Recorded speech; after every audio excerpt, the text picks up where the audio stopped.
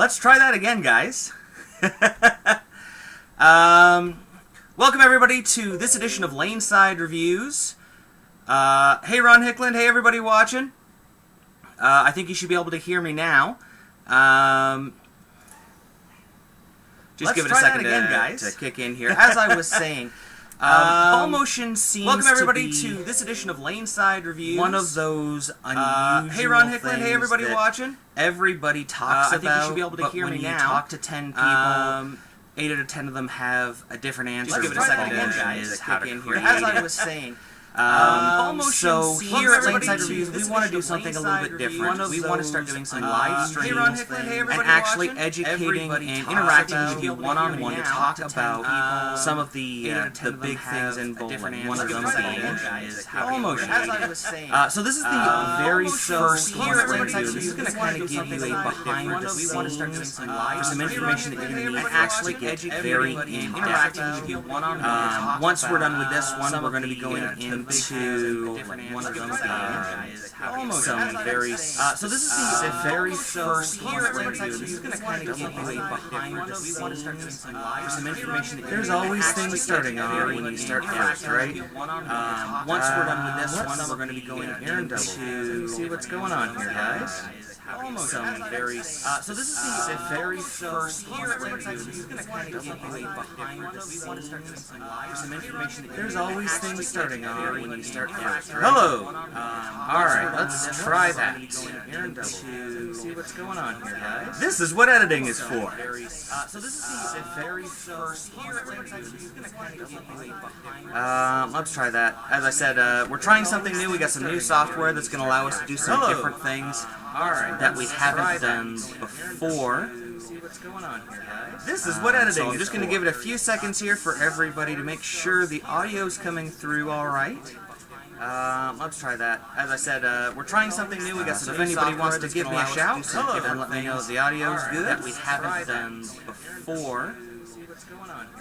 This is what editing. I'm just going to give it a few seconds here for everybody to make sure the audio. And this gives us a few seconds to let everybody get online who are going to be here. We're trying something new. We got some. If anybody wants to give me a shout and let me know the audio's good that we haven't done before. This is what editing. I'm just going to give it a few seconds here for everybody to make sure the audio. And this gives us a few seconds to let everybody get online who are going to be here. We're trying something new. To give me a shout and let me know the audio's good that we haven't done before. This is what editing. I'm just going to give it a few seconds here for everybody to make sure. Just working with it right now. Thank you guys for hanging in. Who are going to be here? We're trying something new. To give me a shout and let me know the audio's good that we haven't done before. I actually have no speakers going on right now. Just going to give it a few seconds here for everybody to make sure. Just working with it right now. Thank you guys for hanging in. Who are going to be here? We're trying something new. To give me a shout and let me know the audio's good that we haven't done before. I actually have no speakers going on right now. Just going to give it a few seconds here for everybody to make sure. Just working with it right now. Thank you guys for hanging in. Pete, for a second. We're trying something new.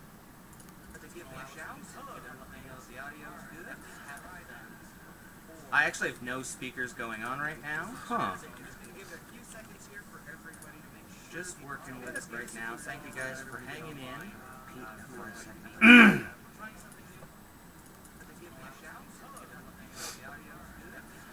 Alright, let's try that. I actually have no speakers going on right now. Huh. Just working with it right now. Thank you guys for hanging in. Pete, for a second.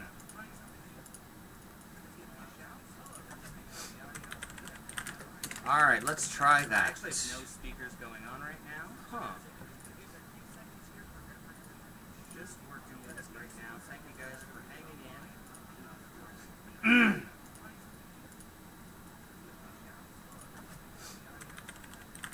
Alright, let's try that. Actually, no speakers going on right now. Huh. Hello. Testing the audio. Let me know if that sounds better.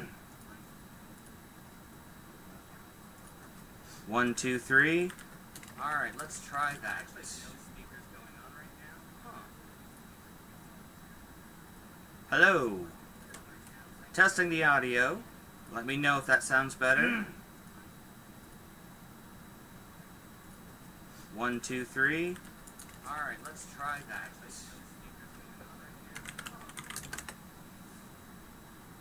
Hello. Testing the audio. Let me know if that sounds better.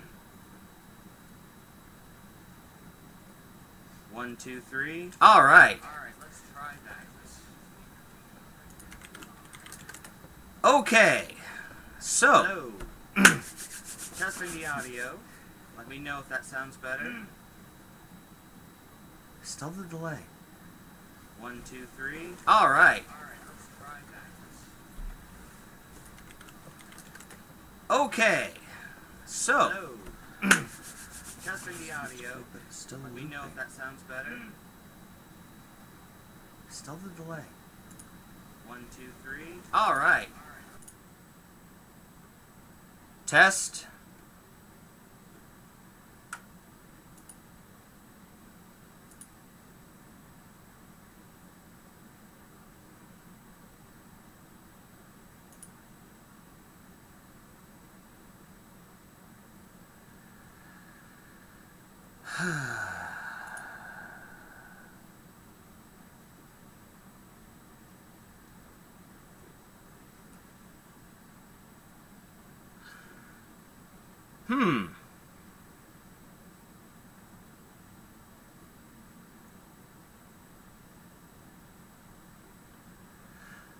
This is brand new software for us, so we're still working out a few of the kinks on it.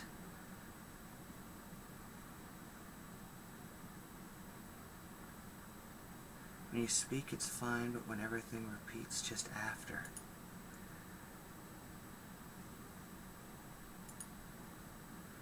Huh. Give me a second here, guys. I'm gonna take a look here.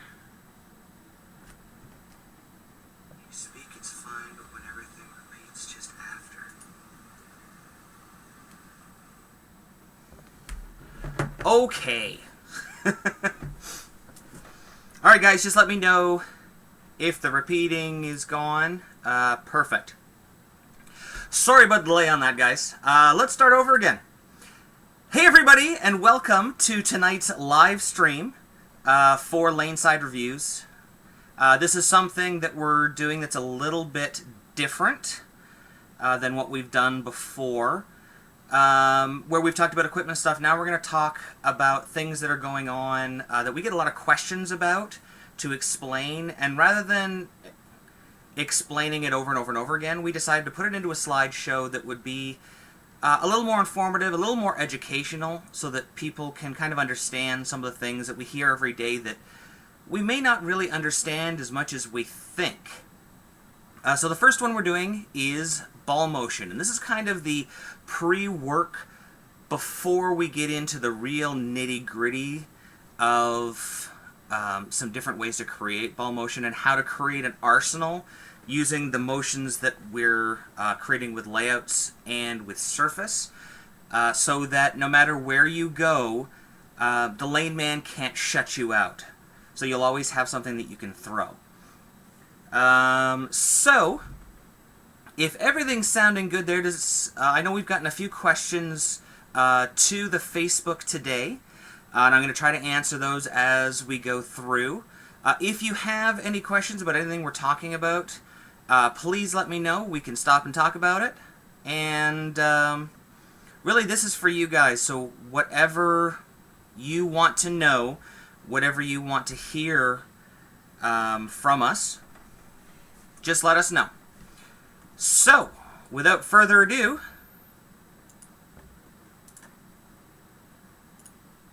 here we are on Modern Ball Motion Part 1.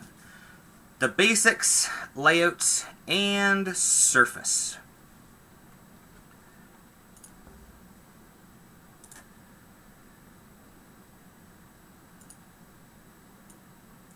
So I'll give you guys a little bit of an overview.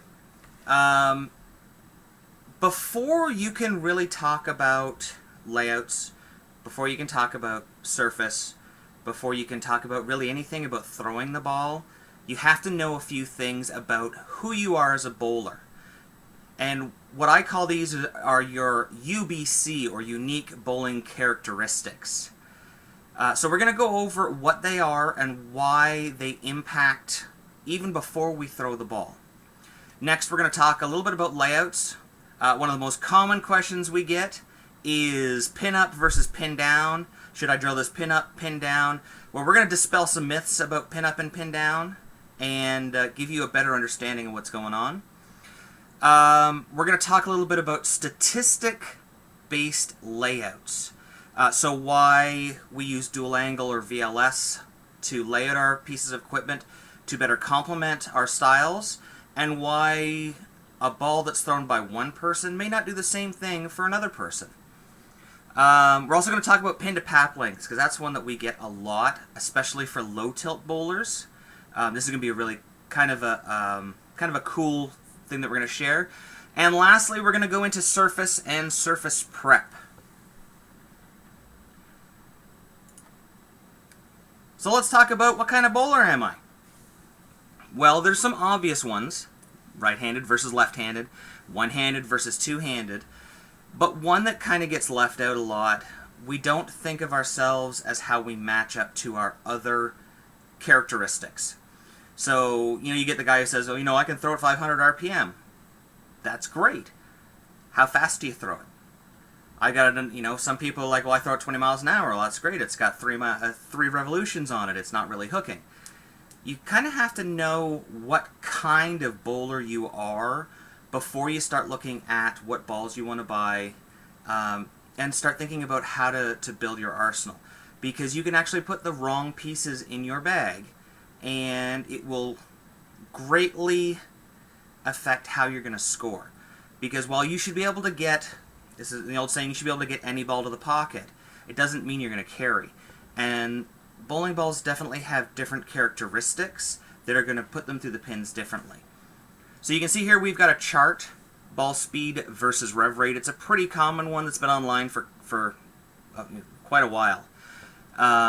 What you see on the top chart, the 15 to 16 mile per hour, 200 to 250 RPM, this is what we would call a matched bowler. This is our baseline when we're looking at categorizing a bowler.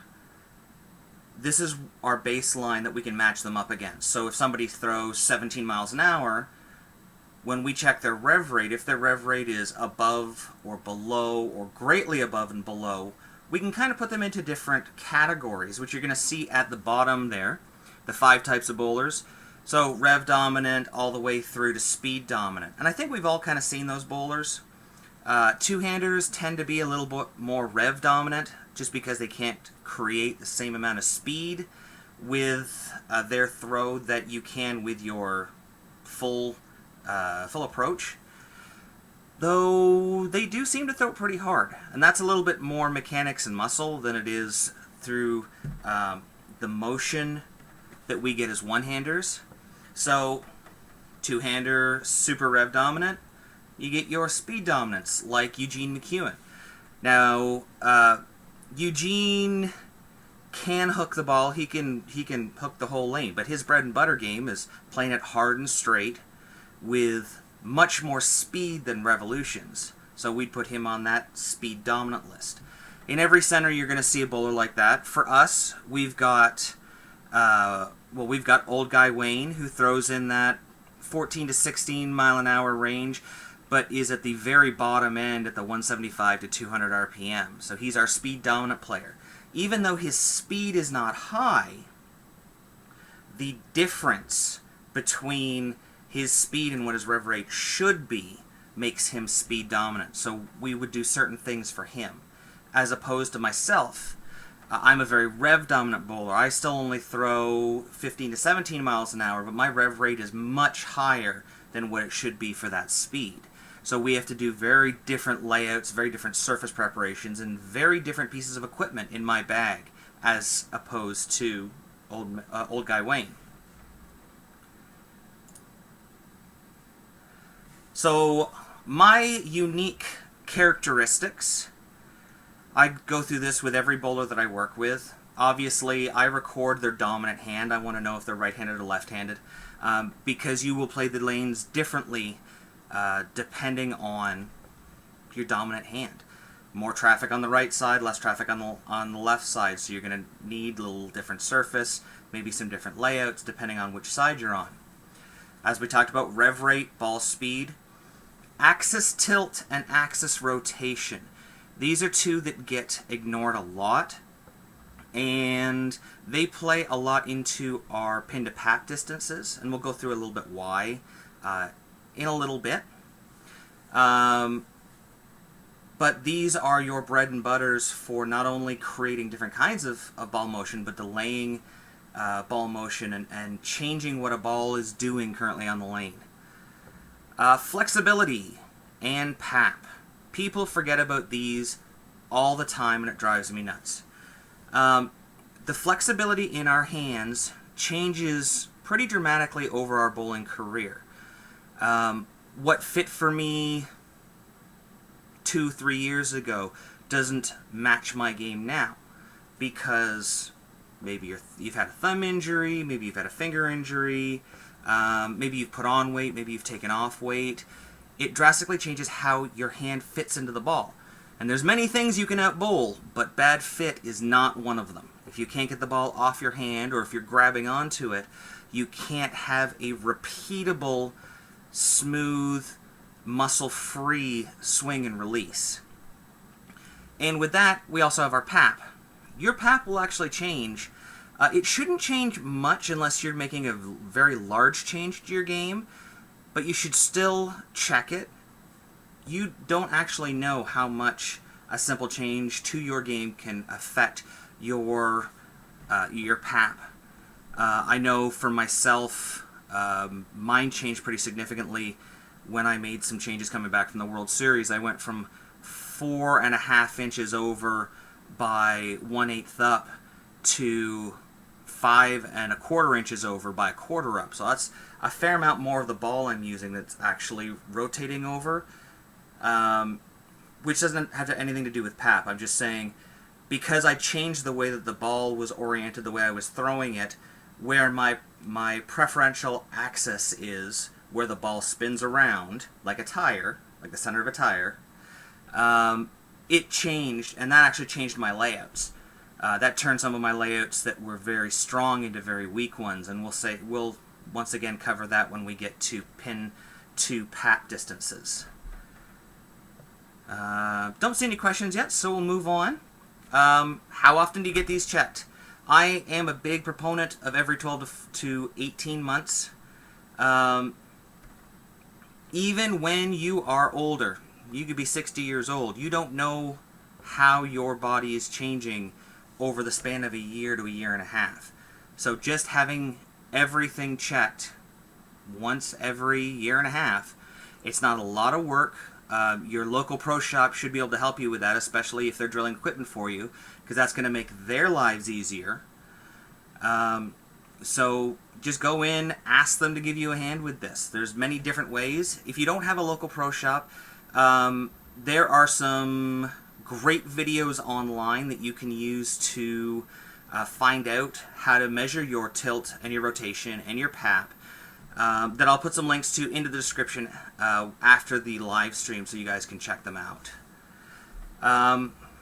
As I said, after a major change to your game, if you've been off for a long time, if you're off for the summer, your thumb might change its swelling, your fingers might change. You may need to go to smaller grips or bigger grips. So you're always going to want to check that. It's a great time to do it in August before your fall league starts, because it also gets you back into the center and gives you a chance to practice. And of course, returning from a major injury. If you've had a very long layoff, any kind of injury where you can't be physically active, it's going to change your weight, it's going to change how you hold water, and it's going to make it so that potentially your ball will not fit anymore. I've seen a lot of people who come back from injuries, especially shoulder injuries, and their hand, because they haven't been able to really bowl and use it, their hand shrinks, and their span will actually get longer, and their holes will get smaller, and then when they go to throw the ball, it's just falling off. They're like, well, hey, what's going on? You didn't do anything with your arm. the muscles atrophy, the calluses that you have built up break down, it's going to change your fit.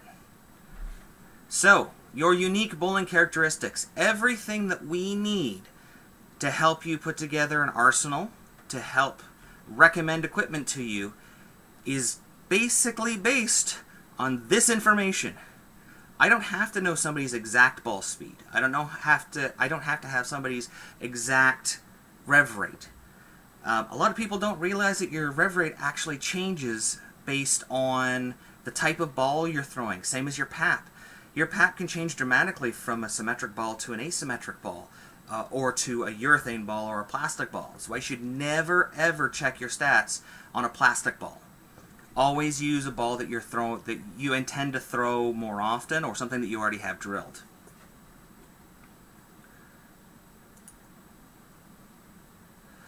So how do I find my characteristics? Your fit, your pitches, and your span. Go see your local IPSIA certified pro shop. Go see a USB-C certified coach.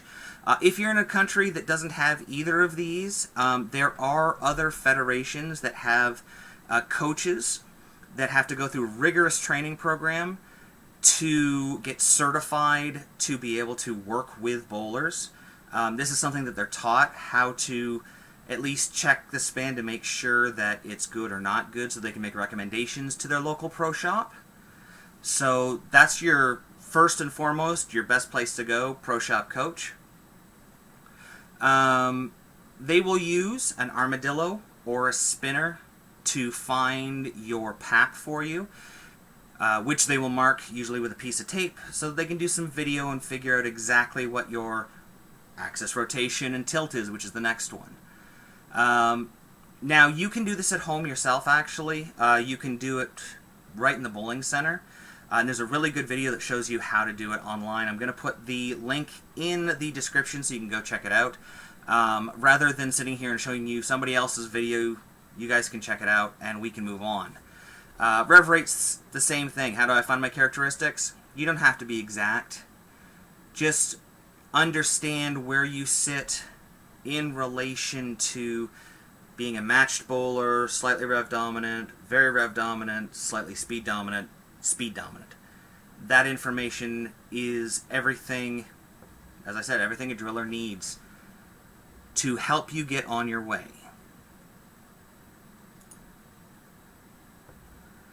So this is the one I'm sure a lot of you have been waiting for. This is going to be the basics of layouts. Very, very basic. We're going to talk about the magical numbers, what they mean, what they do, your drill angle, your pin to PAP, and your val angle. We're going to dispel that good old-fashioned pin up versus pin down. And we're going to talk about a few more things. Well, that's a nice force quantum there. So, before we can even think about layouts, we must know and understand our unique bowling characteristics. Those things we just talked about. And those things you're going to want to find out before you go on to the Ball Motion 2 video, because everything that we talk about in that is going to be based on those unique bowling characteristics. The modern game uses mathematics to manipulate the cores of the bowling ball, the core of the bowling ball, helping it create different shapes, distances, and reactions. Now, the layout isn't going to create a whole bunch more distance. What it is going to do is it's going to change the way that the engine inside the ball affects the ball as it goes down the lane, as it goes from skidding, hooking, rolling, as it sees friction. So we want to manipulate the core to best match up with the person's unique bowling characteristics so that it the best way to put it is it really emphasizes what they do well and helps not hide what they don't do well, but it keeps them away from trying to do something that they shouldn't be doing. And I'm going to explain that a little more. It's a little... So what looks good for one person may be entirely different layout for someone else, because your unique bowling characteristics are never the same.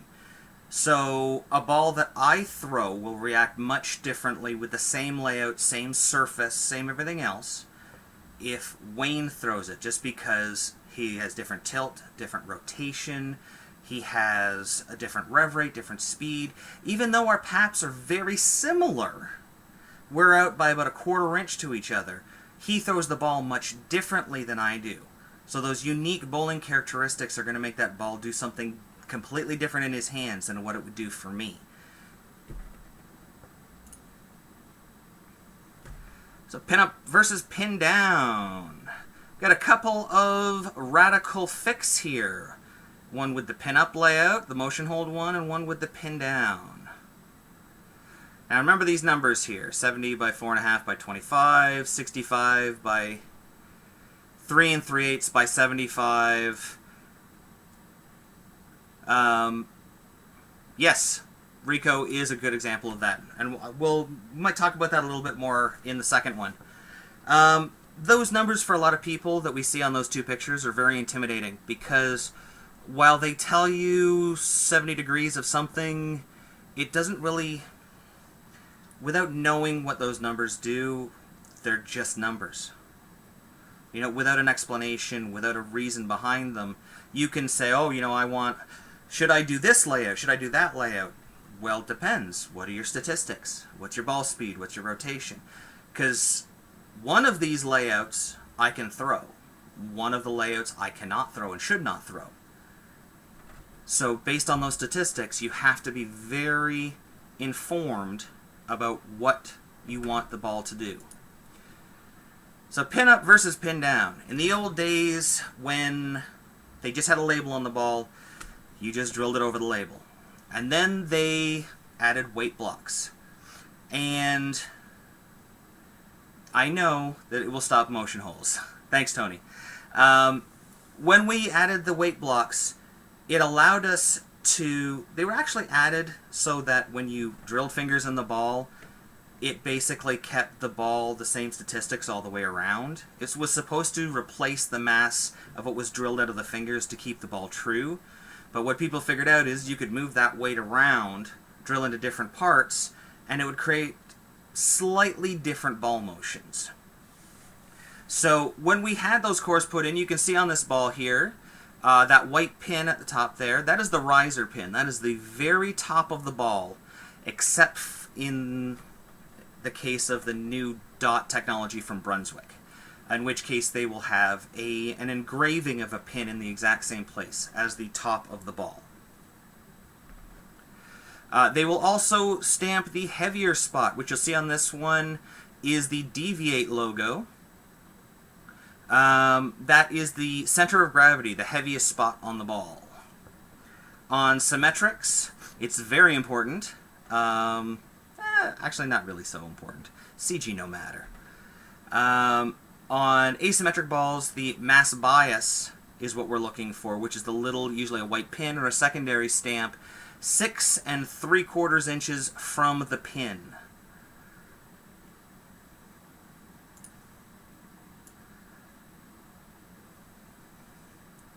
Yeah, you know, when you just said, you know, I wanted it at 1 o'clock, I wanted it at 3 o'clock, yeah, it was not very exact in the old days. So pin up versus pin down. When we started looking at moving the riser pin around, the most common things that people did was pin up. So riser pin above the fingers, riser pin below the fingers. And it was believed that when you put the riser pin above the fingers, it created more length. And when you put it below the fingers, it created a heavier rolling ball, a stronger hooking ball. And while it's kind of correct, it's not really correct for the reasons that they're saying.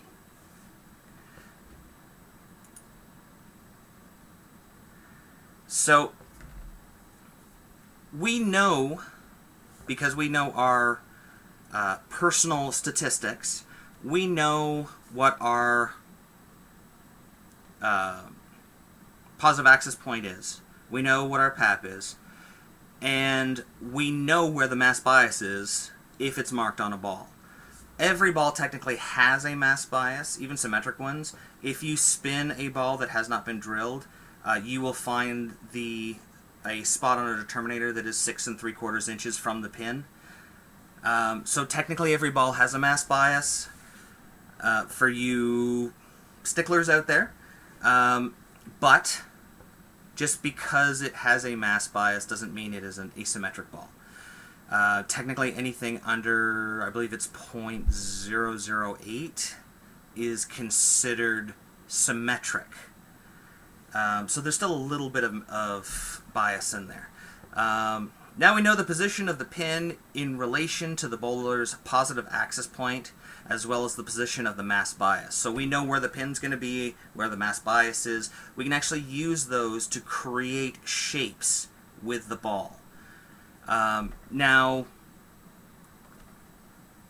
because of this, because we are putting the pin and the mass bias or the CG in a very specific place based on unique bowling characteristics, it means that a layout for one person may not actually be the same layout for someone else. To give you an example of this, just for myself, my original PAP was, as we said, 4.5 over by 1/8 up. When I got my new PAP, when I went back and looked at my equipment, things that were a 3.5-inch pin were now a 5-inch pin to PAP. So it changed the characteristic of the way the ball flared, and we're about to get into that. So it actually changed the way the ball wanted to work on the lane based on my personal statistics, even though it was my ball, because my statistics changed the way the ball worked. And if you guys have any more questions, just throw them out there. I'll answer what I can when I can. So the dual angle system allows us to manipulate the distance at which the ball begins to spin up, how much hook potential the ball can produce, and how quickly the ball will respond to friction on the lanes in direct relation to the bowler's unique bowling characteristics. In other words, we can set how long we want it to basically skid, how quickly we want it to go from skidding to hooking to rolling, and how it's going to respond to friction when we see it. Is it going to be very hockey stickish? Is it going to see it and jam? Is it going to be very smooth and blend out a lane like a wet-dry lane? However, as I say all the time, it only accounts for 15 to 20% of total motion. Layouts are important to maximize the potential of the ball, but they are not the end-all be-all. I can say from experience, I used to try every layout there was out there, trying to find a magic layout that was going to make the ball work better. It was just going to be the perfect ball. Doesn't exist. I hate to say that because I'd love to find that magic ball myself. But our layouts, if you look at professionals, they usually only have 1 to 2, maybe a third emergency layout in their bag at any one time, because they only want the layout to give them an idea of the potential of the ball. It's actually the surface, the cover stock, and a few more things that we're about to cover that are actually going to give us what the ball is going to do. So, statistic-driven layouts. Since we have all the data on who you are as a bowler, why wouldn't we use all this information, this scientific information, to customize the equipment to do very specific things? So the dual angle system allows us to use our unique bowling characteristics as a guide to customize a layout, to customize surface, to customize everything about our bag. It allows us to fill in gaps in our arsenal. So if you have two balls that are too far apart or you don't have a certain motion in your bag, it allows us to identify it and rectify it so that you don't have to worry about it. And it allows us to manipulate the performance of a ball into doing things it's not generally intended to do. Now, as a kind of generalization, you want to use a ball's unique characteristics to their best ability as well. You don't want to try to make a pearl ball roll like a plastic ball or like a solid ball. But there are times when you're going to use layouts to get a ball to do some different things, such as the low flare layouts to make it work a little more like urethane. But for the most part, you want to try to maximize a ball's characteristics as much as your own. Okay, so what do the numbers mean? This is the big one. Everybody talks about, I'm going to put this layout. I saw this layout on a ball, I'm going to try it out. Putting a layout on a ball that doesn't match your statistics is pointless. If you're drilling a ball to do something with someone else's information, it's not going to do what it would do for them. It's going to do what it would do for you. It sounds simple, but people just don't think about it. Drilling balls for yourself, knowing what a ball is going to do for you based on your statistics, will tell you a lot about a ball before you throw it. So let's look at drill angle. Just pull my chair up here. So, how fast the ball will roll has nothing, zero, to do with hook potential. Nothing. Measured in 10 to 90 degrees, 10 degrees rolls the earliest, 90 degrees rolls the latest. Depending on your statistics, you're going to want numbers that match up with what you want the ball to do, the oil pattern that you're bowling on, and your personal statistics. Myself, I don't throw a lot of balls, especially asymmetric balls, with a drill angle under 70. Lower tilt tends to read the lane a little bit earlier, which means I don't need it to skid less. I'm already getting it to skid less. So my layouts tend to be 70, 80, 90 degrees to get the maximum amount of distance before the ball's going to roll. Pin to PAP. Alright. Controls the total amount of flare that you can get from the ball. You can drill a ball that has a high flare potential to not flare at all. There are reasons to do it. They are pretty far and few between, because generally, as I said, you want to maximize what the ball's characteristics are unless you have a specific purpose. The type of flare is directly affected by the pin to PAP distance. So let's talk a little bit about symmetric and asymmetric balls. On symmetric balls, you get a sweet spot. If you look on that picture on the right there, top right, between 3 inches and 4 inches, you have your largest flare potential out of the ball. As you go back, the 2 to 3 inches or farther back, that brings you to an earlier break point. If you go super early, like 3/4 of an inch to 2 inches from the PAP, you get a very small track flare, like super tight, and a very early break point. This might be good to, if the back ends are really jumping on you, you may want a very early break point to get the ball to roll forward so it won't hook down lane. Conversely, you go 4 to 5 inches, 5 to 6.25 inches, you can see it gets smaller again. But if it's getting smaller this way and smaller this way, there's got to be a difference, right? Where we had an early break point with the short pin to PAP, we have a much later break point with the longer pin to PAP. Now, this is very important information, especially depending on the type of bowler you are. As a low tilt bowler, my pin to PAP will rarely go over 3 3/4 inches. Because of the way I throw the ball, I'm not going to get a lot of motion anyway. I have a very controlled shot. It's not a very jumpy shot. You aren't necessarily kind of trying to control the break point as much as how the ball flares.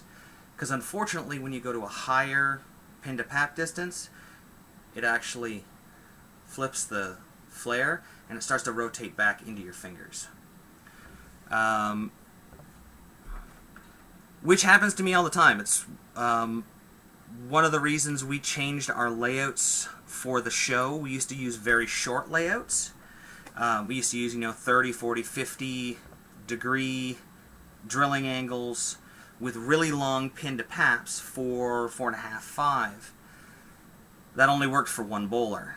Our speed dominant player and our rev dominant player couldn't throw those balls as well as the matched player could. I don't know if that answered the question. Basically what I'm saying is, in a symmetric ball, you have a lot to play with where you can actually control how your break point is going to look. Do you want it more hockey stick like? If you are a matched bowler, or a bowler who requires a longer pin to get the ball to fall, so high tilt bowler, you might use a bit of a longer pin to PAP, 4, 5, 5.5 inches. Low tilt bowlers, you're going to be under 3 3/4. Myself, my two favorite layouts, 90 by 3 by 45, and we'll get into that last number in a second. And 90 by 3 3/4. I do have some balls that are at a 1-inch pin. Those are very, very smooth, very controlled. We said the very small track flare, very early break point. That's the kind of stuff that I would use at Nationals to control when the lanes are really, really hooking, because that means I can use more surface to get the ball to hook. Asymmetric balls are a little bit different though. The bottom picture, you can see it has small, medium, and then lots of large. Even though it says lots of flare from 2.5 inches all the way up to 6 1/4, once again, it has a very different usage. Pin distance is closer to 6 1/4 inches, pin to PAP, produce forward roll. So what happens is if you have a lot of side roll, it'll move forward and start rolling forward.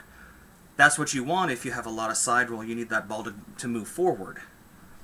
For myself, because I have a lot of forward roll and the ball doesn't have to move much to stabilize the core, I will use lower distances, 2 1/4 and less, to actually have it retain axis rotation. Because if it starts rolling too early, rolling forward too early, it's not going to go through the pins, it's going to deflect because it's going to be all out of its energy.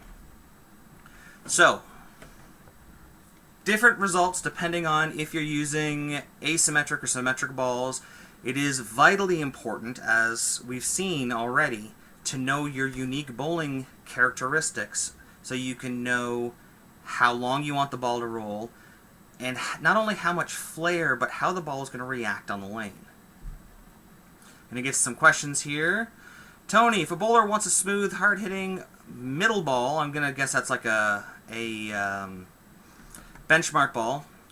First bowler is 17 mile an hour, 750 rev, low tilt, PAP 5 over. Second bowler is... Okay, so let's take a good look at this.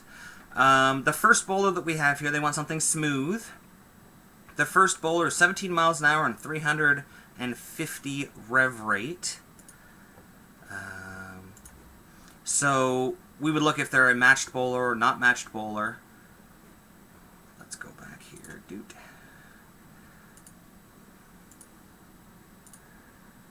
So let's go right back to here. Let's go to that chart. Right at the beginning. So 17 miles an hour, 350 RPM. So he is slightly rev dominant, because he's not a ton over, but he's a little bit over, being matched up speed and rev rate. The second bowler is 14 miles an hour. The second bowler, we would call them slightly to more rev dominant.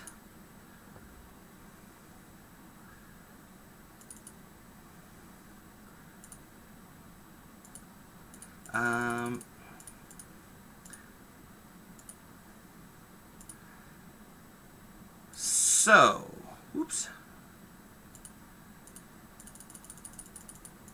you want to know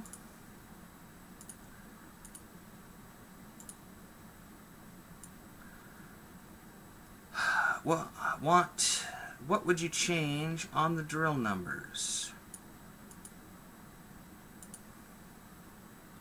Okay, what would I change on the drill numbers? So we have a bowler who is slightly rev dominant. So on a symmetric ball, we're still going to probably have him in that 3 to 3.5 inch range.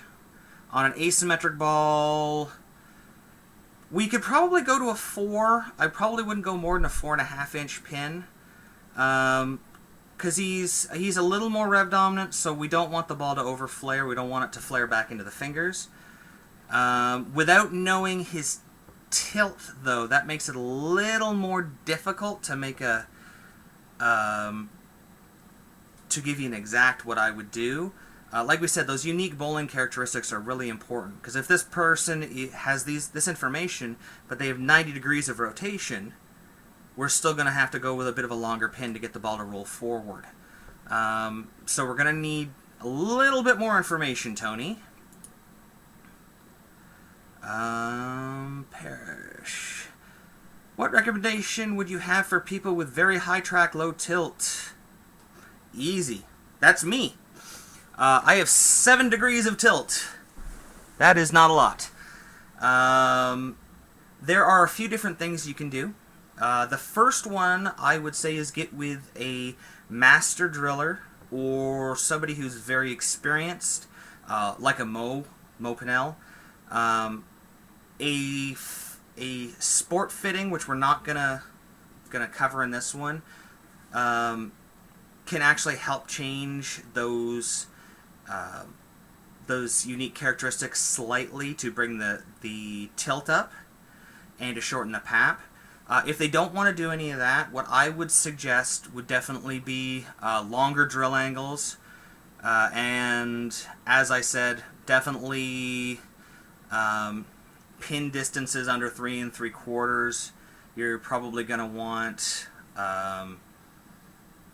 let's go to the next section and I'll cover the rest of that. Because we are going to talk about valve angle. That last number. How fast the ball transitions, measured from 20 to 70 degrees. A 20 degree angle causes the ball to rev up very quickly and transitions the fastest from the break point. So if you are looking for something that is very angular in the back, you're going to want a very small valve angle. 70 degree angle results in a very slow revving up of the ball. It'll transition slowest from the break point into a roll.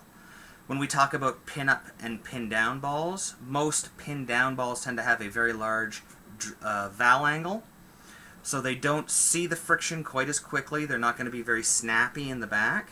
They're going to be very smooth. And that's going to be very important for ball motion number 2 when we talk about building an arsenal. Because you're going to want a little bit of every kind of motion in your bag, so that, as I said, when you walk into a center, if you've never bowled there before, you've got a ball that you can throw no matter what. No matter if there's 10 units of oil on the lane or 40 units.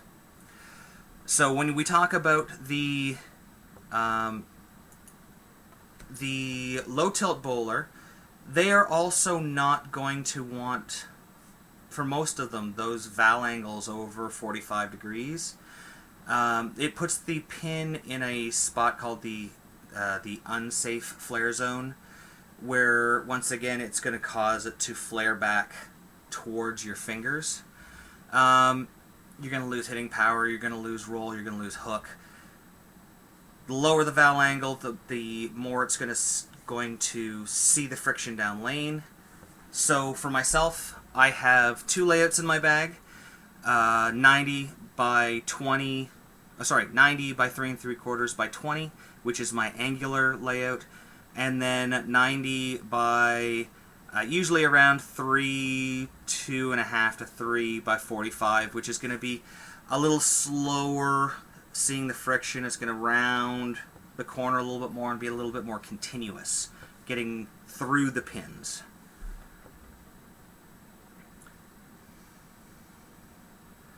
know all about that zone. Yes, I have drilled probably, I'd say close to 500 balls for myself now. And as I said, I've tried all of the layouts, everything. Rico, motion hole, I've done the boomer layout, I've done some really crazy, the crux hole, all these really weird ones, and all the regular ones. And if you don't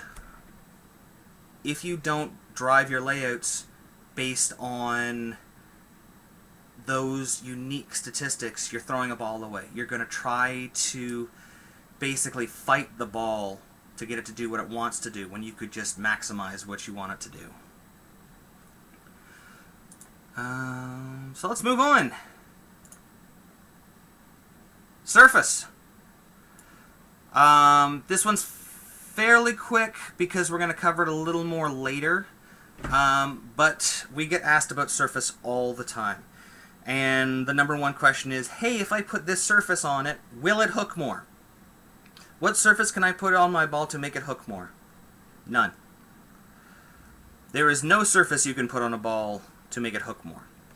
Even though 60%, up to 60% of your total ball motion comes from the physical surface of the ball that touches the lane and how you prepare it, people always think that that means it's going to make it hook more. Think of it like a car tire. I know we use this one all the time, but it really is the best one to use. Your car tire on its own, it doesn't go anywhere, okay?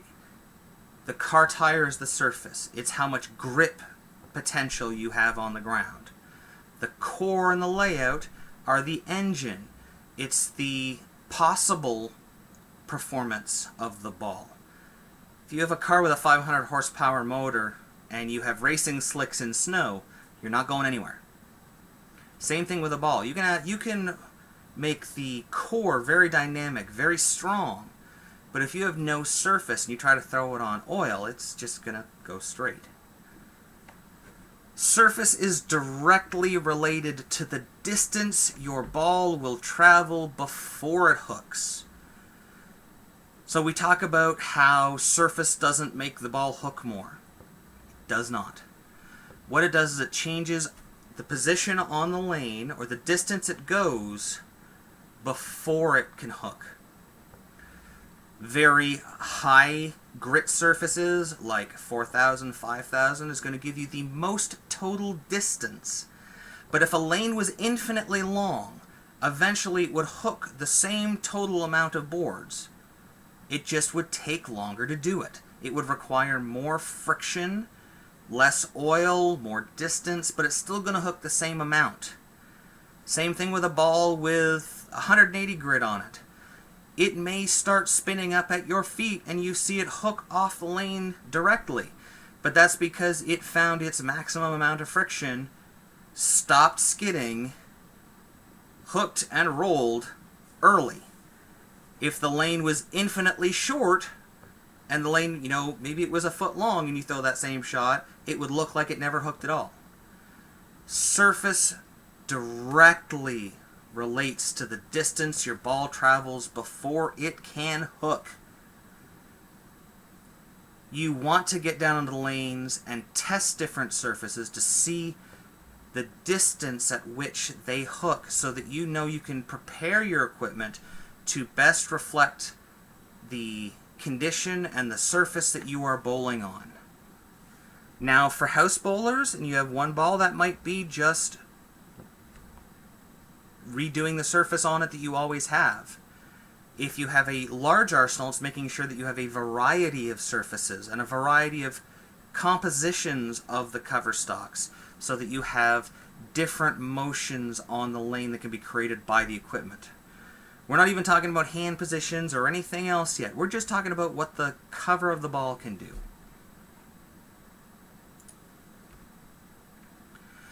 So there are 4 surfaces that we see generally in bowling now. There is still some rubber and some mineralite out there, but for the most part, these are the 4 that we see predominantly. Plastic, urethane, resin, and particle, which is starting to die out. Each cover has its own unique texture, but it's more than just texture. It could be more pores, it could be more...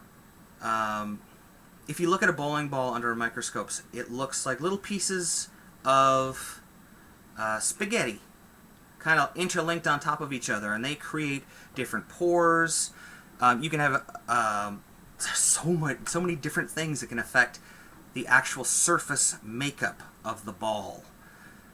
Depending on the composition of them, depending on, you know, if there's more soft ones than hard ones, depending on if they are much more abrasive, it can drastically change what the cover stock looks like under a microscope, even though they basically all look the same to the naked eye. Each cover material has its own natural texture and creates a different reaction to friction. Plastic balls skid more. Particle balls roll earlier. Urethane balls actually roll I think they even roll earlier than particle balls. They are technically the earliest rolling ball. And I know I have particle as the earliest. It's just because there's very little fresh particle out there anymore. I think urethane has supplanted it. I think if you could find a fresh particle ball, it might in fact be the earliest.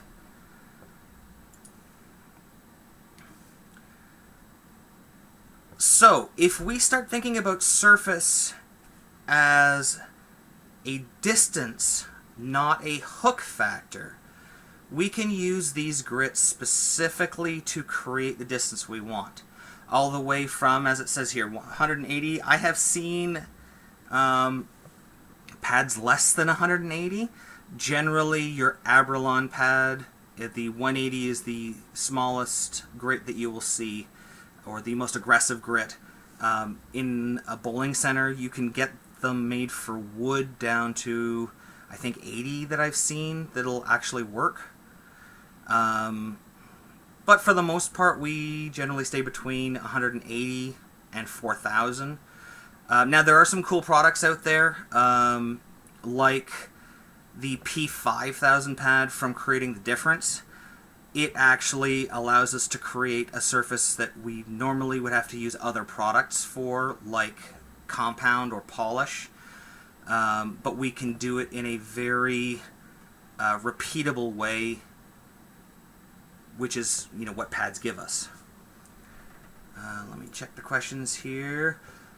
So that why after you surface, so after your ball surface, how often should you do it?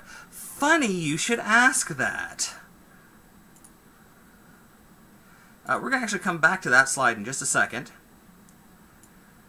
So Tony asked, how often should you do the surface on your ball?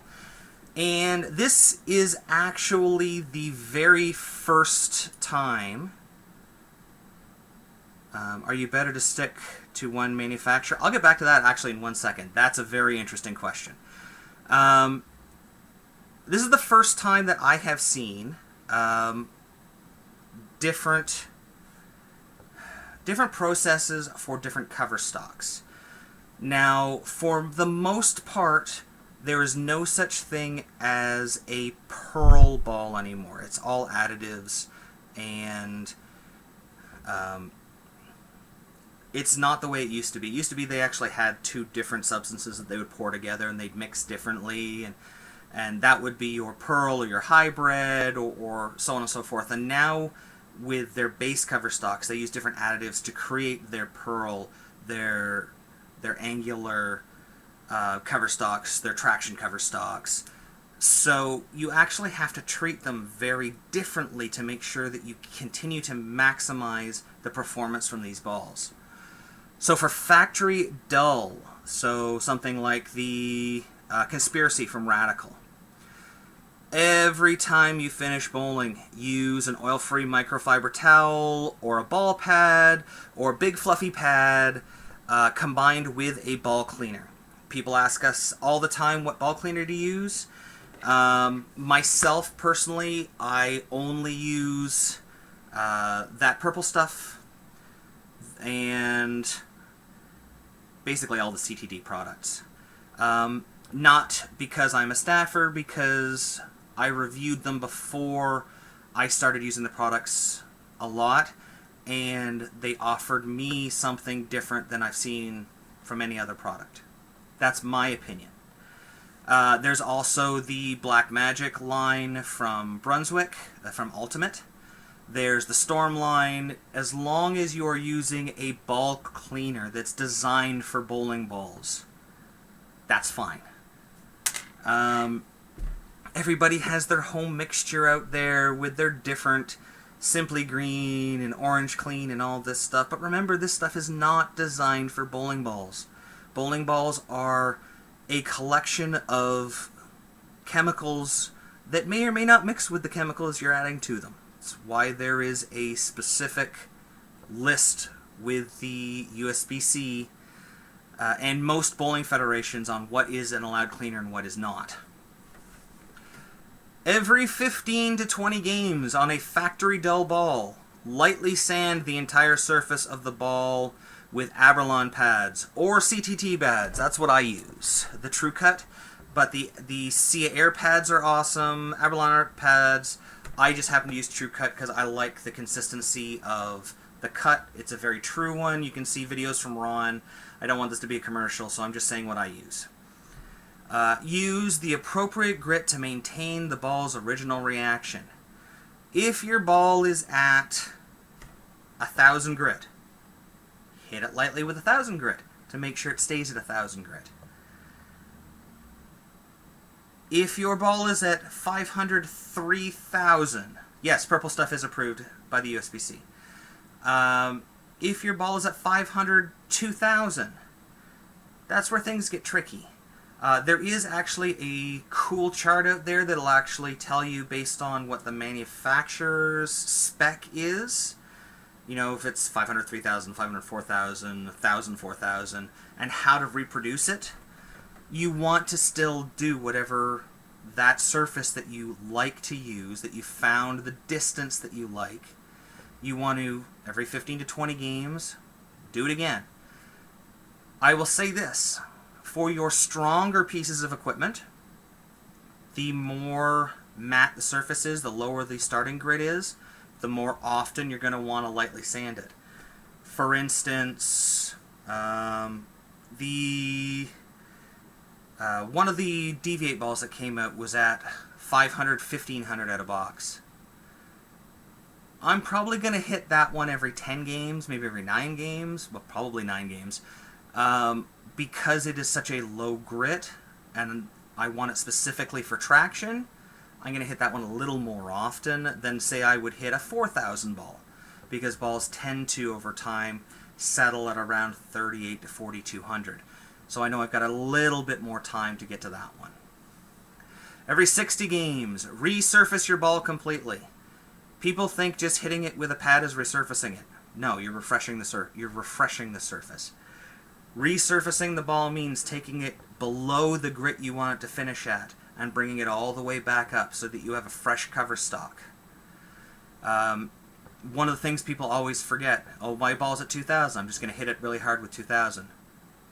Nope. I'm going to hit it with 500, then I'm going to hit it with 1,000, because then I know it's going to be at 1,000. If I just hit it at 1,000, it could have been 4,000 underneath, and now it's 1,500 or 2,000. If you want an exact grit, if you want it to be exactly the same, you want to resurface it below and then bring it back up. Bruce, it's going to be hard to keep up with all the different surfaces and covers. Question is, are you better off to stick with one manufacturer? I believe that every manufacturer now has multiple lines. They have 3 or 4 sub-brands that they put out, and each brand generally gives you a different reaction. They tend to tailor their brand towards a different reaction. So you can get a full arsenal out of one company using multiple brands within that company. If you have an opportunity to throw multiple larger companies, it does give you a chance to have very different motions in your bag.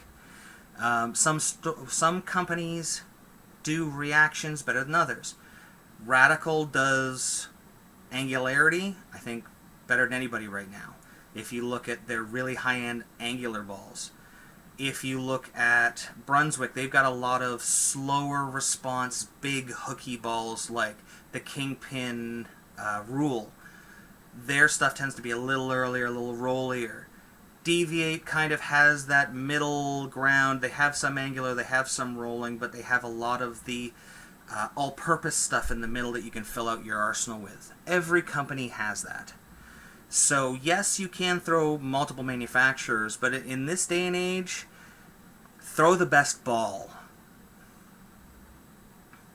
Yes, Tony. Wow factor is not allowed during.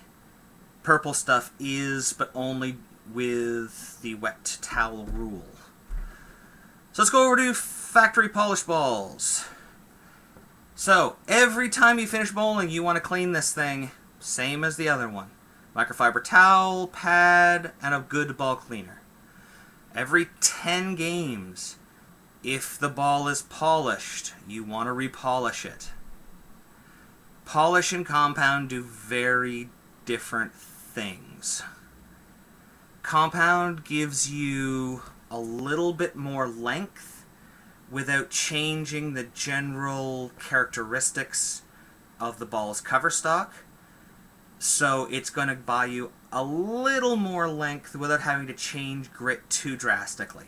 So like a 500 with compound is going to be a little bit longer. 500 with polish is going to be even longer because it starts to clog the pores and cover the ball a little bit more.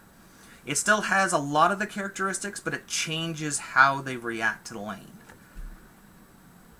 Every 30 games, lightly sand it with a 4000 grit pad and then repolish the ball.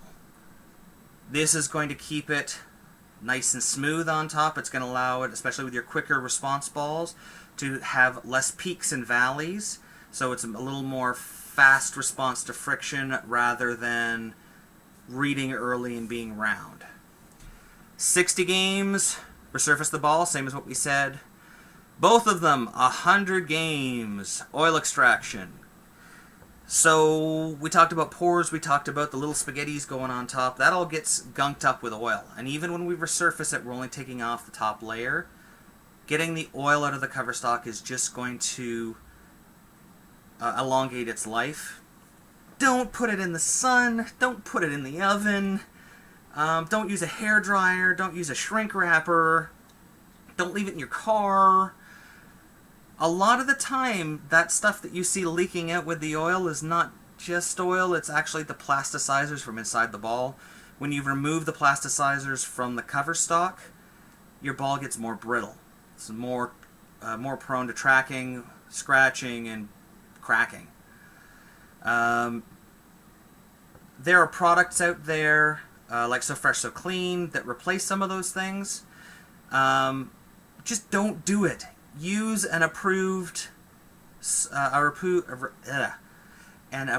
oil extraction unit, like a Reviver, like a Detox, like the Wave.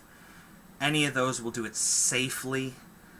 You can actually take a brand new bowling ball that's never been thrown and put it in the sun, and it will still bleed because those plasticizers will come out. So do not put it in the sun. Okay, we're into the home stretch here, guys. So ball care. There are different ways to putting surface on the ball, by hand, by spinner, having it wet, having it dry. All of these have a direct impact on the type of surface that you create. So sanding across the track makes the ball earlier. Think about it like treads. If you have treads going this way and you try to go across them, it's going to slow the ball down. Makes sense? If you go with the track going this way, it's going to be more length. because it's able to move with the grains.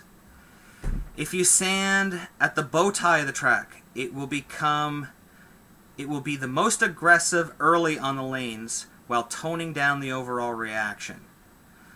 What that means is it's going to read a little bit earlier, it's going to smooth it out, it's not going to be a snappy shot, it's going to be very even rolling. Which is a great thing when you're on a sport shot and you need to control the back end. That is a perfect example of a surface that you're going to want to use to slow the ball down. Cross sanding at 90-degree angles to the original sanding will give you the most consistent reaction bowler to bowler. So yes, we have to surface the whole ball the same way. So if we go against the track and with the track, that'll create 90-degree angles. Or we can just do all the ball in one direction, all the ball in one direction. Further from that, we've talked about this before in the surface video I did, you get a much different surface from dry sanding to wet sanding. A wet sand will actually be much shinier. It can actually speed up the response of the ball down the lane as if you're putting some compound on it. Excuse me. So when you're using a spinner, you can see here in the little picture to the right, you want to do at least 4 sides. So you do top, bottom, then turn it on its side, top, bottom. I actually recommend doing 6 sides, flipping it again, doing top, bottom. It just gives you the most consistent all the way around the ball if you're doing a full spinner surface. Storm has the high road cover. Yep. You know what? Every company has stuff that they do awesomely. And every company has stuff that they could do better.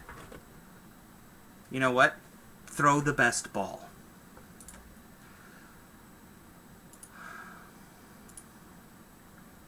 Alright, so why should we care? We talk about surface, about creating distance, about doing stuff, but why should we care about taking care of a ball?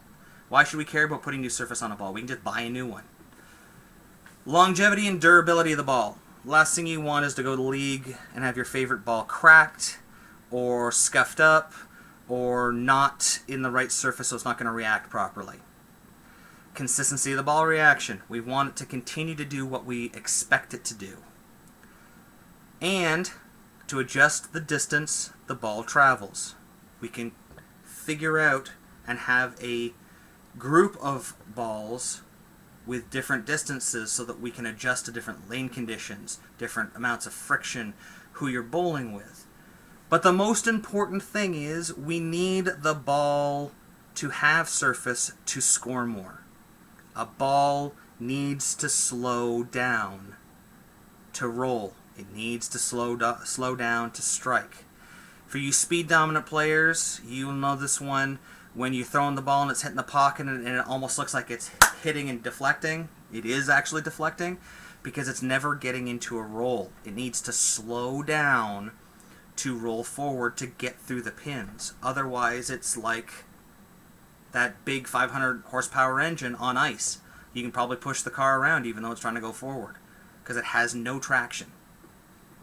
Same thing with you rev dominant players. If you're thrown out there and you just kind of get too much into it, you just get a little amped up and you throw an extra mile an hour and it hits the pocket and you see it deflect off and you leave an 8 pin or a 10 pin and you're like, well, it seemed like it was good in the pocket. If it rolled too early or didn't have enough time to roll, it's going to do the same thing. If it rolls too early, if it rolls 10, 20 feet before the end of the lane, it's going to have no energy when it gets to the pins. They actually say that the optimum range for a ball to roll is 5 feet in front of the pins for it to strike in its best way. So guys, the very last thing we're going to cover is your drill sheet. I have talked to national players from around the world, and I've always posed to them this question: do you carry a drill sheet with you when you travel to tournaments? And very few of them say yes. And I say to them, well, what happens if your luggage gets lost? What happens if you're driving someplace and a ball cracks along the way? all bowlers, all tournament bowlers, but I personally think all bowlers should have a copy of their drill sheet in their bag at all times. For one, as a pro shop operator, if somebody brings me a ball and there's a drill sheet in there, and they say, this ball fits, and I've checked it and it fits, this ball fits, I want you to copy this, a drill sheet makes it really easy for me to replicate that. If I'm at a tournament and the 6 or 8 balls I brought, I'm missing something, I need to be able to go to the truck or to a shop and drill something so that I can score at a tournament. So it allows the pro shop operator the ability to replicate your personal fit in any ball anywhere in the world. In case of loss and damage, theft inside the paddock, I have seen that. I've seen, I was at a national camp for Team Canada, and one of the bowlers, her equipment didn't make the plane that she was on. So she had to wait for her equipment to come the next day. If you have a tournament the next morning, that could be really bad if you don't have your equipment. Repaired during a long event or multiple squads. What happens if your thumb, your switch grip thumb, breaks and you lose it? You better know what your oval cuts are, what your sizes are, what your pitches are, for them to make you another thumb if you need it. What if you get there and you need a weight hole? They're still legal until the 19th. So, or what if under the new things you end up with a ball that's got 4 ounces of finger weight and you need to be able to drill into it and change it? They're going to want to know your pitches to be able to match into your finger to drill that weight out. It is incredibly important that you carry one with you all the time. When I travel to tournaments, I not only carry my drill sheet, but I carry a list of all of my bowling balls with serial numbers. And I will also list my layouts and my surfaces that I have them prepared at before the tournament, just so that if anything happens to any of my equipment, I know exactly what to replace and how to replace it on the spot. So if you don't have one in your bag, I would get one there. And that, my friends, is the end of Ball Motion 1. If you have any questions, pour them in now. I am here to answer whatever I can. Next Tuesday, we're going to do Ball Motion 2, which is going to be a little more in-depth. We're going to talk about choosing equipment, when you want or who needs symmetric versus asymmetric, what kind of layouts that you want, surface preparations, all of the down deep dirty of arsenal creation for not only your house shot, but for sports shots and tournaments anywhere in the world. We're going to give you an idea of how to build a 6-ball and an 8-ball arsenal based on your unique bowling characteristics and the information that we have from the bowling ball manufacturers to create a very specific look for you no matter where you go in the world. So I have some questions here coming up. Let's answer some. How do you feel about some pro shop operators not liking to give out your drill sheets? Great question, Robert Clark. Bob. I am of two minds about it. I know that when I fit someone, I take a lot of pride in the education that I've taken, and the information that I'm putting on there would seem proprietary to me. However, as a bowler, I understand that most bowlers are going to go to their local center, but things happen. And especially if you're going to bowl at something like a national level event, or a pro tour, or the Masters, or anything like that, you need that information. And if your pro shop operator tells you that they refuse to give you that information, I'm going to tell you two things. One, you should think about getting a new pro shop operator. If you are going out to bowl large events like that as a tournament bowler, and they won't give you that information, they don't care about you as a bowler. They care about you as a customer. And they should be caring about you as a bowler. And I know that rubs the grain a little for some shops. But if you are truly at the level where you're going to be traveling and doing tournaments, that is information that is incredibly important. And they should understand that. And if you're using one pro shop for the majority of the time, they will understand that. The second thing is, if they don't respect you as a bowler, someone who is trained as an IPSIA certified pro shop can find that information for you, and then they can write that drill sheet for you. In all of the years that I have been bowling and drilling, I have only once had a shop not send me a drill sheet if I called them and asked them for it. I just called politely and let them know, your player is here, they need this, I would like to be able to drill it for them, can you send me that information? I've never had anybody give me a hard time about it except for one. And they weren't an IPSIA certified shop, so it didn't bother me. So if somebody asked me, I'd be like, yeah, cool, here you go. Yeah, you need that information. Absolutely, here you are. Bruce. Thank you for watching, Bruce. Much appreciated. Robert, in my opinion, if I had an option, I wouldn't use a pro shop operator if they would give me the drill sheet. Let's be very honest. A good shop, very few people are going to have the tools that a good shop has at their disposal for themselves personally. Now, very high-end bowlers, you will see them take an interest in their drilling, and they will buy things so they can do it themselves, because it's also a cost-saving measure. I think if you have a good certified pro shop nearby, you should take advantage of them, because they can offer you more things than just drilling a ball. They can do coaching for you, they can make recommendations for you about surfaces, they may have experience with other centers that you haven't been to, so they can give you information about lane surfaces, lane patterns, the type of carry in the house. So being friends with your pro shop operator, I still think is a very good, important piece as a bowler that you should have. Mike, with buying a new bowling ball for nationals, is box finish for that ball appropriate? That's a good question. It depends on the ball. Depends on if you're on singles, doubles, or teams, because they require much different things. One of them requires more of a slow response ball, like a Radical Ludicrous, like an Intel Solid, like a Kingpin Rule.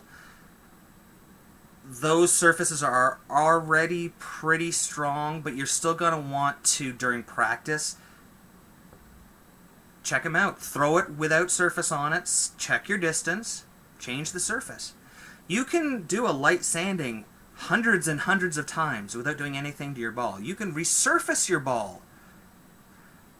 I think I've done one about, 15 or 20 times, and still has a serial number on it. So it's still good. Don't be afraid to try surfaces. You are not damaging your ball. And you can always go back, find out what the factory surface was, and then redo it so that if that's what you want, that's what you can put onto it. But I would definitely, especially if you're going to nationals and buying a new ball, I would definitely throw it a couple times without changing the surface, and then adjust accordingly based on what the out-of-box was and the distance that you need. If it's a very shiny ball, probably not going to be good for the one that needs the slow response. You're going to end up being pushed way left early and having, as a right-hander, and having to swing the lane, which is not going to allow you to break the lanes down as a team. Biddle, I hope that's right. Bidla? Hey Rob, so I'm a two-handed, bowling for 2 years, welcome to bowling. But 185 average. I have an issue making the ball change too quickly and too much. Any tips on when to know when to ball change? Oh yeah, that's actually a really good one. We talked about how surface creates distances and our drill angle creates distances. Well, if you think about it, if you create an arsenal with different distances, and we're going to cover exactly how to do that in Ball Motion 2, if you have them all set properly, they will all have very different distances to them. And as you see a ball get closer to you, as it starts to hook earlier, you know that you have to make a change to either a ball that hooks later or make a move inside to get to more oil to get it to go down farther. If you're a new bowler and you only have a couple of pieces, I would definitely have one that's a little stronger, a little more surface on it, and then one that's got a little less surface. Something like if you had a Conspiracy at 1,000 grit and a Squatch at 1,000 plus Compound plus Pearl. Those are going to give you much different distances. That's going to be like 5 or 6 feet difference in the distance the ball travels before it starts to hook. That gives you a lot of room to move around. And we're going to cover exactly, this is going to be cool, on the next episode, we're going to cover scientifically how to know how much extra difference you're going to get from RG and surface. And this is going to be really cool, because you're going to be able to predict exactly what your ball is going to do. Johnny C. Oh, what was his first question here? Do you see the new weight rules making it easier to find advantageous drillings for unusual... yes. Absolutely. For people with unusual statistics, myself being one of them, these new rules make it a lot easier. To give you an example, a 90 by 3.5 by 45 ball in an asymmetric tends to weigh out at about, on a ball that's 2.5 to 3 ounces top weight, tends to come out at about 1.5 to 1 3/4 ounces side weight. Well, that would require me under the old rules to put a hole in the ball. Bowlers with low tilt, you do not want to have to put in weight holes in the ball because, a low weight hole is going to make it read earlier, which we don't want because we're already reading very early with our tilt. And a high hole is going to take away all its reaction, so when we throw it, we're going to get it through the front and it's going to die down lane. So we don't really want weight holes. So for us, having the 3-ounce rule is amazing because we can just lay the ball out to work with our statistics and not have to mess with it again. Where it's going to hurt is for bowlers who need that little bit extra. It used to be when you went into a center, you could drill a ball, and then if you needed a little more performance, you could pop a hole in it. Bingo bango, you were good. Well, now the driller must be much more precise in what they're doing. They must make sure, double, triple weighing before they even drill, to make sure that you're going to have a legal amount of weight in your static positions. That can be really difficult, especially when you get into those balls with the 3, 3.5, 4 ounce top weights. You can run into trouble really, really quickly and end up drilling a ball in a manner that will allow you to have a legal weight rather than maximizing your characteristics. Now, I know a lot of companies, I talk about Radical a lot because they talk about this a lot on their stuff. They actually have a certain amount of drillings that they have all tested out that basically, if you use those layouts, you're pretty much fine. You're never going to need a hole. I know a lot of companies are moving to this. A lot of companies are now taking the information about balls after drilling and trying to use that, because while the information before drilling gives us some information, it's really what the core looks like and how the layout affects the size and shape of the core that's the important thing. We don't care about balls with no holes in them. Got to have holes, and that affects the core. So, yes, I think it's going to be easier to find layouts because you can stick to the ones that are designed specifically for the new 3-ounce rules. However, until those rules come in, I have no idea why anyone would not want to take advantage of what weight holes can do.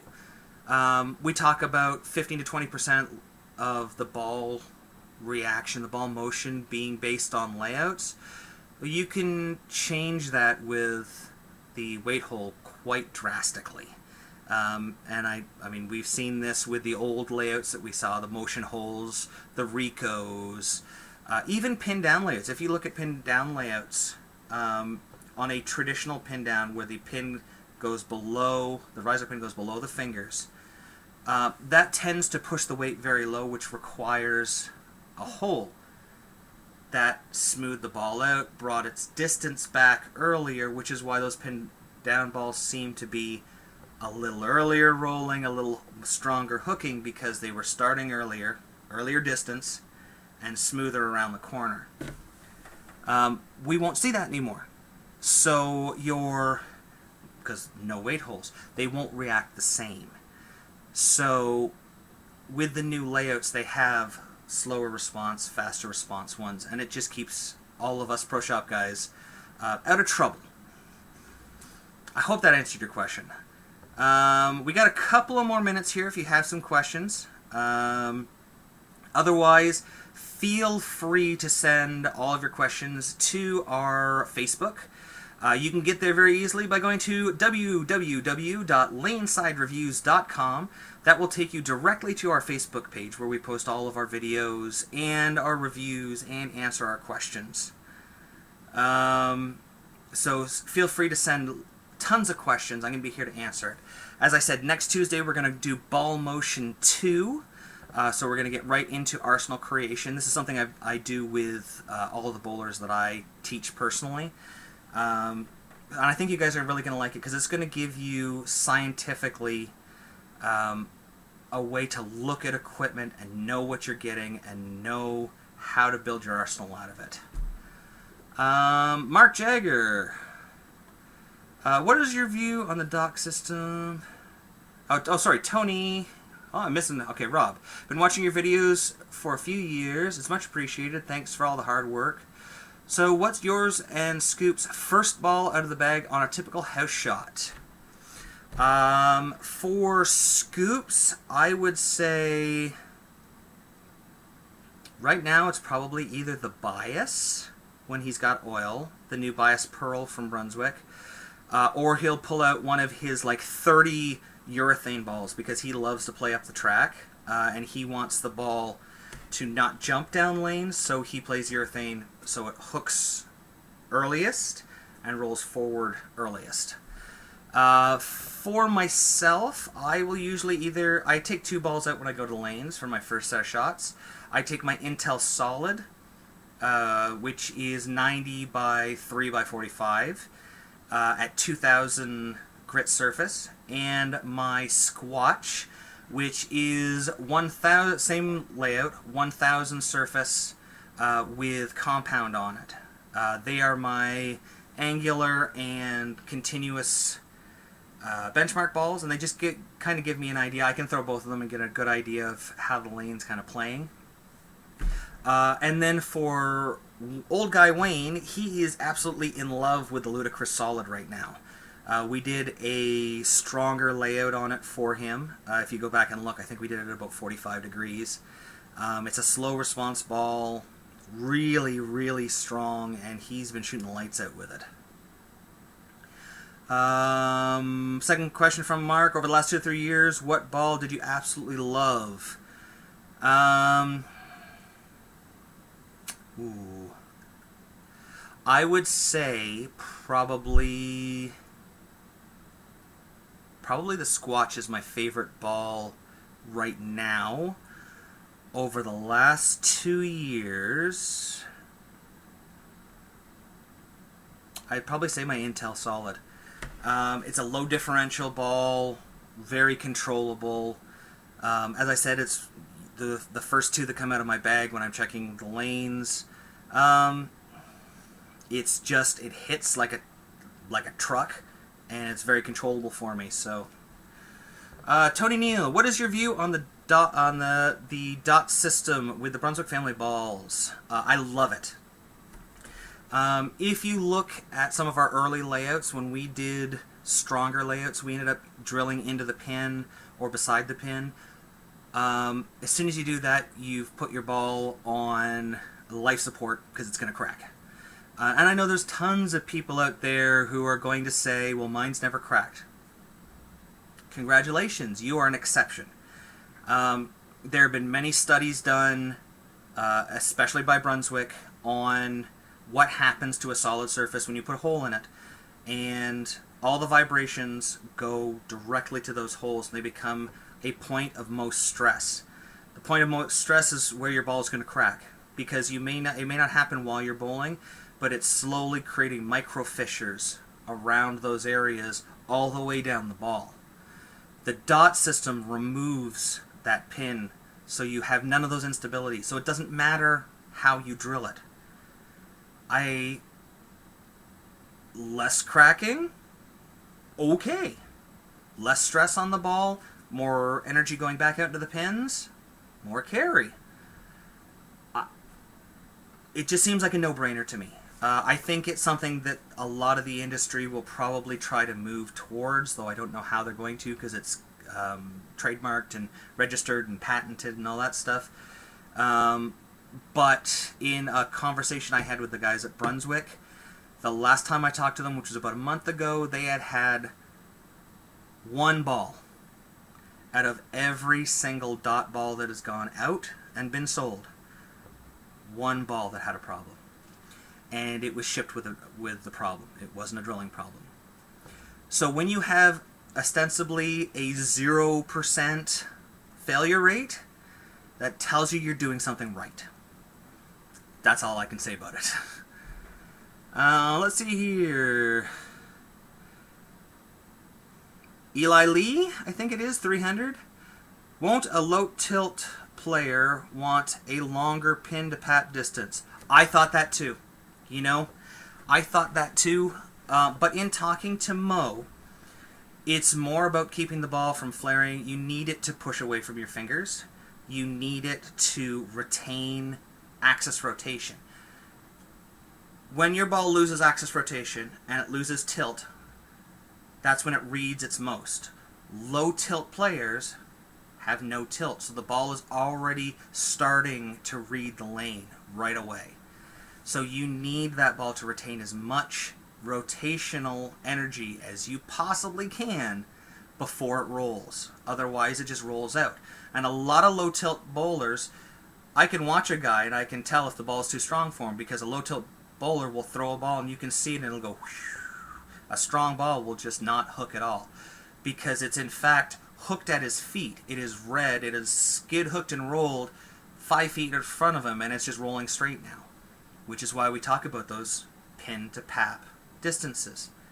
If we push that pin to PAP longer, it causes it to stand up, lose those rotations, and roll forward sooner. If we need the ball to roll at the 5 foot from the pin mark, how are we going to do that if it wants to do it earlier and earlier and earlier? So even though it does sound counterproductive, and trust me, I fought Mo and Phil and all the guys about these until I actually tried the layouts, it works. They are smarter mathematical men than I am, so I will not even attempt to try to explain why. All I can tell you is try it, and I promise you it'll work.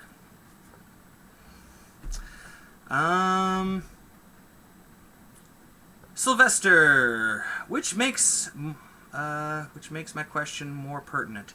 My equipment hooks much too early. Change the surface. If the distance your ball is traveling before it hooks is too short, you've got to look at the ways to push that distance down lane. So you've got layout can do a little bit of it, but surface is going to be your friend, and pin to PAP distance is going to be your friend. Those things are going to allow you to get the distance you need and get your ball to actually react. Alright guys, I'm going to end this up at 8:45. So if you have any last minute questions, I'll take them now. As I said, we're going to do this again next Tuesday with arsenal building, and how our unique bowling statistics can be used specifically to create an arsenal that will keep you from being shut out in any center you walk into. The hardest part, we've got pair and bash here again. The hardest part of 6-degree tilt, 60 to 70 degrees of rotation. So we talk about rotation, forward rotation, side rotation.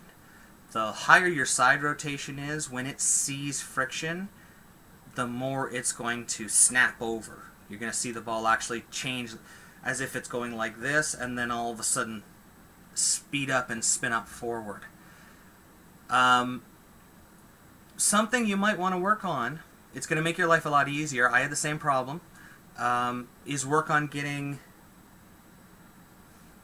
I hate this word, this sentence, getting more up the back of the ball, because it's not actually what you think it is.